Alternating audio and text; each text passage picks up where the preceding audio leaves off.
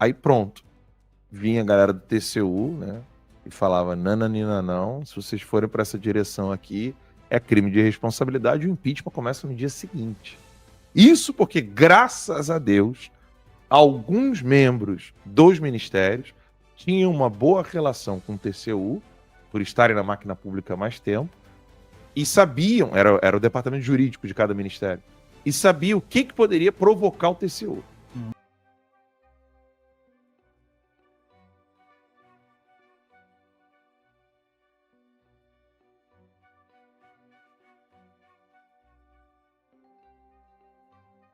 Pavanato, mais uma vez, seja bem-vindo. É uma honra para a gente ter você aqui, uma alegria. Político jovem, em que a gente aposta muito, né, que nos enche de esperança. O que você tem achado aí da vida legislativa como vereador de São Paulo, a maior cidade do país? Conta aí um pouquinho, deve ser complicado, vai. Cara, primeiro dizer que é uma honra mesmo, mais uma vez, estar aqui com vocês, conhecendo esse programa e vendo um jornalismo sério de verdade, né? Porque o jornalista ele deve ser o cara que cutuca as feridas, que tem coragem de criticar. E, infelizmente, o jornalismo brasileiro, como nós estávamos conversando aqui no bastidor, ele, ou pelo menos a maior parte, né, virou uma assessoria do Lula, né? Virou a propaganda oficial do governo, a propaganda de massa que o governo precisa para se perpetuar no poder. Não só o governo, mas o próprio poder judiciário é protegido por essa grande máquina de mídia. E quem faz jornalismo de verdade hoje é a Timeline. São esses veículos que são jogados pela grande mídia para escanteio, eles tentam deslegitimar esse trabalho, mas jornalista de fato é aquele que não tem medo do autoritarismo do Estado. Então, parabenizar vocês, parabenizar a coragem de vocês de estar aqui, e é uma honra estar ao lado de pessoas que têm tanto apreço pela liberdade a ponto de arriscarem muitas vezes a própria liberdade e sofrerem perseguição por isso. Então, primeiramente agradecer e dizer que a vida como político, ela é um tanto quanto frustrante, para ser sincero. Porque você olha que você tenta fazer tudo da melhor forma possível, você tenta fazer tudo certo. E parece que exatamente por você fazer o certo, você acaba ficando deslocado em muitos momentos. E trabalha muito, cria projeto de lei, tenta fazer as coisas melhorarem, e você vê que o trabalho, às vezes, parece não surtir quase efeito nenhum, assim, cara. O que me conforta é que todo recurso que cai na nossa mão pra gente destinar de emenda, por exemplo, a gente destina de forma correta. Tudo que a gente faz dentro da casa, a gente faz honrando o patrimônio público, honrando a confiança de quem colocou a gente lá, e a gente provavelmente está ocupando espaço que talvez, caso nós não estivéssemos lá, uma pessoa ruim estaria ocupando. Então, essas coisas me confortam. Agora, dizer que no Brasil um político, ele consegue, principalmente um parlamentar, consegue fazer muita coisa, é mentira. Eu acho que o meu maior poder enquanto político, e daí não é nem tanto por ser político, mas mais por conta das redes sociais, é o poder da minha voz. Que quando, por exemplo, eu enfrentei os parlamentares da esquerda lá que queriam homenagear criminoso, que foi morto pela polícia, eu consegui a projeção que eu tive, não foi por ser político, foi por conta das redes sociais, que elas dão vazão para a nossa comunicação. E eu acho que a voz, ela tem mais poder que qualquer cargo público, qualquer espaço que você possa ocupar. E daí você acaba tendo um pouco mais de legitimidade por você estar ocupando um cargo público. Eu acho que é essa a vantagem de ter um mandato. E essa turminha, bom, todo mundo que está do lado de lá, mas essa turminha da Câmara de Vereadores de São Paulo que está do lado de lá é um zoológico, histérica. Me desculpa, mas é um zoológico. Tem umas figuras. Eu queria entender como é que você consegue manter a calma. Você fala muito bem, você debate muito bem, mas cara, de vez em quando não dá uma vontade de... Sei lá, cara. A verdade é que você tem que...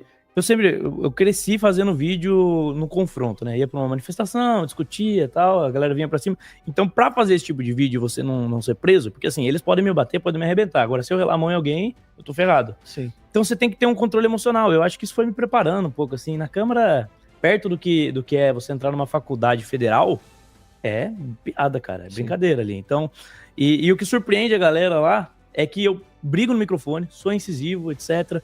Divirjo da forma que tenho que divergir, mas eu trato todo mundo com educação.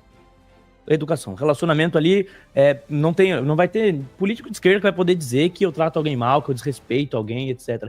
O meu ataque sempre é nas ideias, é enfático, eu falo o que eu tenho que falar, não tenho medo de falar o que eu tenho que falar, mas... É diferente do que eles tentam vender da gente, né? Pô, político de direita, radical, maluco.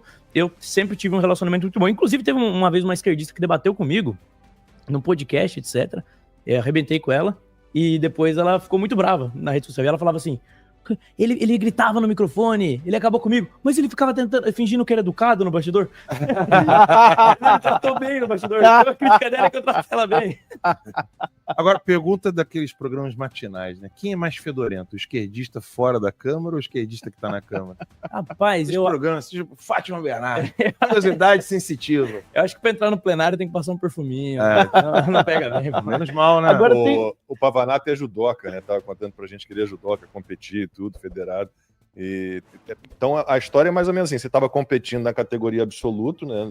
Frequentando universidade para promover debate, e agora você está jogando na tua categoria ali na Câmara de Vereadores. É mais ou menos isso. Você saiu do absoluto, que é aquela categoria que não tem peso. Várzea. É todo mundo contra todo mundo, então vai o mais pesado quanto mais levinho. Sair do e Prime, agora você está na tua categoria. É isso aí, igual no MMA convencional, daí você entra pro UFC. Pô, no UFC tem regras, olha só. Não vou acertar o joelho na minha boca quando eu tiver de joelho. Agora, o Pavanato, tem uma questão da vida de vereador, né? Eu não sei se o tempo que você tá já aconteceu isso, mas que a gente comenta muito aqui, que o pessoal às vezes fala muito, quantos PLs você aprovou, quantos PLs você criou, né, projetos de lei, mas a gente fala, cara, mas às vezes mais importante é quantos projetos de lei ruim você já barrou. Né? Teve alguns projetos de lei assim que você pudesse citar algum então, aí? Quando eu venci a eleição, eu sabia que o peso da votação me ajudaria a conquistar algum espaço dentro da casa. E talvez, se fosse uma outra pessoa com menos conhecimento do bastidor da Câmara, que antes de eu ser vereador, eu já trabalhava há muito tempo lá, ela escolheria ser presidente de alguma comissão secundária, porque daria mais status de dizer que é presidente. Mas eu já sabia que todos os projetos, a comissão mais importante, mais fundamental lá é a CCJ. Então minha única exigência foi, eu quero estar na CCJ, não precisa ser presidente nem nada. E já teve projeto, por exemplo, do PSOL, que é projeto favorecendo aborto, etc., a narrativa de aborto, que eu consegui barrar simplesmente pedindo o adiamento. A gente pede o adiamento, o pessoal, como ele é oposição à prefeitura, ele não tem maioria, a gente derruba o projeto e atrasa 3, 4 meses o projeto deles. Então, ali é a parte que eu percebo alguma efetividade. A gente consegue, de fato, evitar que os projetos da esquerda avancem. E isso é um trabalho que as pessoas não vão ver, né? Eles não vão saber que você está fazendo isso. Até porque, cara, aprovar projetos de lei, a maior parte dos projetos de lei, 90%, a Procuradoria vai dar que é vício de iniciativa. Então, se você gera qualquer tipo de custo para a prefeitura, eles vão apontar que é inconstitucional. Então, acaba que os projetos, para eles serem aprovados e sancionados, eles têm que ser desconfigurados totalmente. Então, ele chega no final, não é mais o projeto efetivo que você elaborou lá no começo. A Procuradoria, a própria Câmara, já desvirtuaram totalmente o seu projeto. Então, aprovar projetos, pelo menos numa Câmara Municipal, que é a realidade que eu conheço, não é a melhor forma de você melhorar, de você proteger os seus eleitores. A melhor forma de você proteger os seus eleitores é, como você disse, evitando que projetos ruins avancem, e não só isso, é você destinando corretamente o recurso. Porque o vereador lá de São Paulo dispõe de 5 milhões por ano para destinar de emenda parlamentar. Isso é muito dinheiro. E tem muita instituição séria, instituição cristã, que precisa de recurso às vezes e o recurso não chega. Uma das minhas promessas de campanha foi ajudar instituições pró-vida na cidade de São Paulo. E a gente está ajudando, a gente está fazendo esse trabalho de destinar recurso para a instituição pró-vida. Boa, maravilha. Agora, você tocou num ponto que eu acho que o povão precisa entender até de modo mais destrinchado, né? Porque o Bolsonaro, por exemplo, foi muito acusado de não conseguir fazer muita coisa como presidente. Porque quando você passa pela porta da máquina burocrática, tem um outro planeta ali dentro. Isso que você falou ali, eu testemunhei muito com os ministros, não era nem lei, né? Era ministro tentando fazer alguma coisa e o TCU ali com um binóculo, sabe, vendo o que poderia pegar para criar um impeachment do Bolsonaro. O que eu mais ouvi em Brasília, quando o texto estava em Brasília, nós entrevistávamos os ministros, os deputados, senadores, assessores. Toda vez que alguma coisa poderia beneficiar o brasileiro, lá na ponta, havia o risco de aquilo dali ser categorizado pelo TCU como um crime de responsabilidade. E eu não estou falando de gasto, estou falando de economia. Então, por exemplo, é o que é mais incrível, né? Não, você pensa assim, não, o ministro quer gastar mais dinheiro para ajudar o povo. Aí faria sentido o TCU dizer assim, não, isso aqui, como você falou, é vício de, como é que é o termo? Vício de iniciativa. Vício de iniciativa, a gente já gasta com isso, então não tem... Não, era tirar o gasto. Então, eu me lembro que os ministros, o Salles tentou isso, o Ernesto tentou isso, O pessoal que estava no MEC tentou. Toda vez que precisava, ó, vamos cortar alguns gastos aqui, porque isso aqui não tem necessidade, não faz sentido. Aí pronto. Vinha a galera do TCU, né? E falava, nananina não, se vocês forem para essa direção aqui, é crime de responsabilidade, o impeachment começa no dia seguinte. Isso porque, graças a Deus, alguns membros dos ministérios tinham uma boa relação com o TCU, por estarem na máquina pública há mais tempo, e sabiam, era o departamento jurídico de cada ministério, e sabiam o que poderia provocar o TCU. Uhum. Então, ó, não, pelo amor de Deus, não mexe nisso aqui não, é impeachment do Bolsonaro no dia seguinte. Né? Eu queria que você comentasse um pouquinho só sobre isso, porque o povão em casa, assim, por falar, ó, elegemos o nosso candidato, pronto, aí agora se o candidato não fizer, ele é omisso, não fez nada. Sim, né? É porque quando você é eleito, uma coisa que eu percebi assim, os políticos que já estão há mais tempo lá, eles entendem, ó, mais um membro da corporação. Então existe uma autopreservação dos vereadores. Então, por exemplo, pega muito mal pra mim e fica ruim no meu relacionamento interno quando eu não voto aumento, quando eu sou contra algum tipo de benefício, etc. E eu percebo, assim, que acaba criando uma animosidade com os demais vereadores. Eu acho que o Bolsonaro, ele sempre foi exatamente isso. Ele é um cara que não estava preocupado em agradar os demais pares, ele não estava preocupado em agradar aquelas pessoas que estavam na mesma corporação. Então, ele sempre foi tratado como alguém que deve ser rejeitado, escanteado. E até por isso, durante a carreira parlamentar dele, não foram tantos projetos que ele aprovou, não mesmo. Porque, primeiro, que em Brasília são 513 deputados, para você aprovar um projeto é loucura. É muito mais difícil do que na Câmara. Na Câmara de São Paulo já é difícil, imagina em Brasília. E, além disso, o Bolsonaro não era um cara que estava preocupado em se autoproteger e autoproteger os demais pares dele enquanto parlamentares. E isso é difícil, cara. Para nós que tentamos fazer a coisa do jeito certo, é muito mais complicado, porque é cultural, assim. Você é um vereador, então você tem que defender os vereadores. Mas eu chego lá e falo, não vou defender os vereadores. Meu papel não é esse. Meu papel é defender o povo, que muitas vezes é prejudicado exatamente pela máquina pública que está inchada, que conta com diversos privilégios. Então, se você pesquisar lá, e é engraçado isso, né? Porque tem uma galera aí que gosta de se promover falando que a direita não trabalha, que a direita não aprova projetos. E desde o começo do meu mandato eu falei assim, cara, eu vou ser o vereador. Tirando honraria, né, esses projetos inúteis, que mais protocola projeto. Eu botei isso na minha cabeça. Vou ser o vereador que mais faz ofício para resolver problema na cidade. E vou destinar as minhas emendas da melhor forma possível. Inclusive para áreas que geralmente falam que são áreas de esquerda, tá? Assistência social, etc. E outra, me comprometi desde o começo a fiscalizar. Porque em São Paulo não tinha muito essa cultura do camarada chegar em um hospital e ver se o médico tá trabalhando. Eu tenho feito isso. E tenho feito isso tomando todos os cuidados para não ter problema judicial com isso. Ao ponto da gente ter vencido o sindicato lá que protege os médicos na justiça, e hoje a gente tem uma certa garantia jurídica para fazer as fiscalizações. Então, para essa galera que gostava de atacar a direita dizendo que a direita não trabalha, que a direita não faz nada, é impossível falar do meu mandato. É impossível.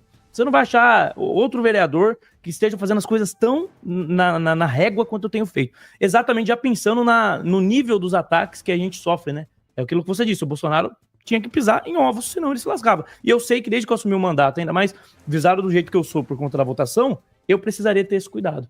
Então, pode olhar lá, pode comparar com outros vereadores. Tira as honrarias, projeto de premiação, etc., e coloca projetos reais, projetos de fato. Quem tem mais projeto? E é engraçado, falam, o Pavanato só fala, é o discurso da esquerda, né? O Pavanato só fala de banheiro trans e não sei o quê. Na verdade, a imprensa que só noticia isso, né? Porque meus 2 projetos que eu já aprovei em primeira votação lá não tem nada a ver com isso. Um dos projetos que eu aprovei em primeira votação, por exemplo, é para Libras nas escolas, que é uma pauta que inclusive teve parlamentar de esquerda pedindo coautoria. E o outro projeto é para... Em hospital privado você tem um rastreadorzinho para não ter sequestro de criança, etc. No hospital público, eu não sei como, ainda não tem. Então o meu projeto ele estabelece que isso também aconteça na cidade de São Paulo. São projetos que estão resolvendo problemas de fato. Só que isso a imprensa não noticia, né? A imprensa ela quer sempre pegar alguma coisa que ela possa te atacar, te demonizar. Quando eu fui eleito, protocolei diversos projetos. E a manchete do UOL foi: vereador bolsonarista aprova 3 projetos, protocola 3 projetos transfóbicos no primeiro dia de mandato. É isso. E qual a transfobia do projeto? É dizer que homem não pode dar porrada em mulher no esporte. Coisa básica, assim. E Pavanato, É brincadeira, né, cara? Não, e o interessante do que você está falando, que eu acho que é a grande discussão, que inclusive deveria ser mais falada na direita, entre os conservadores, sobre enxugar a máquina pública.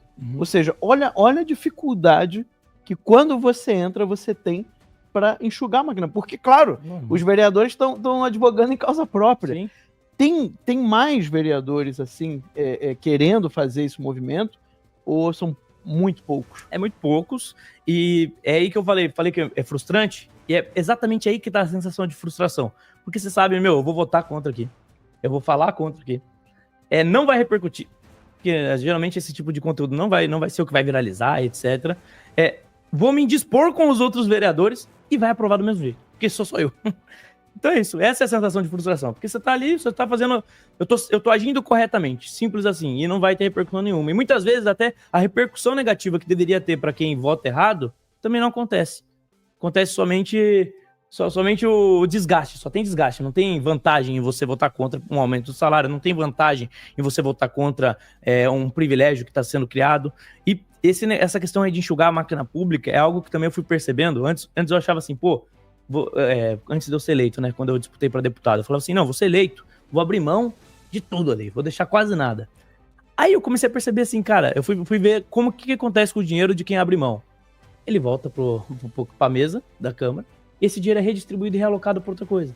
Então, ou seja, o dinheiro que você abriu mão de usar, ele é o dinheiro que vai ser usado pelos seus adversários, que além de ter esse dinheiro que é o dinheiro padrão, eles ainda têm, a gente sabe que muitos deles, infelizmente, têm os seus esquemas. Sim. Então, eles já têm uma vantagem absurda de você, porque você está fazendo as coisas do jeito certo. Sim. E ainda você vai abrir mão disso no combate.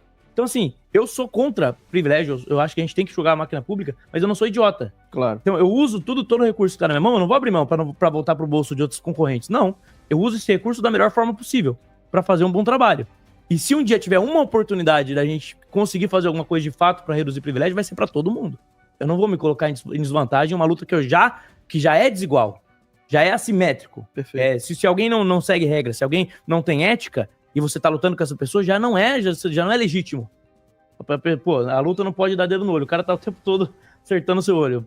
Você tá em desvantagem, cara. Não tem o que você fazer. É guerra assimétrica, né? A história do boxe, eu adoro essa analogia. Eu colava, usava. Você entra num ringue de boxe pra lutar, calçando luvas, tudo certinho, né? E olha no outro corner, tá lá o seu adversário com um soco inglês nas duas mãos e uma faca na cintura. Você faz o quê? Exatamente Você faz isso. o quê? Exato. O Olavo falou para não aceitar a luta e avisar para todo mundo que aquilo dali tá errado.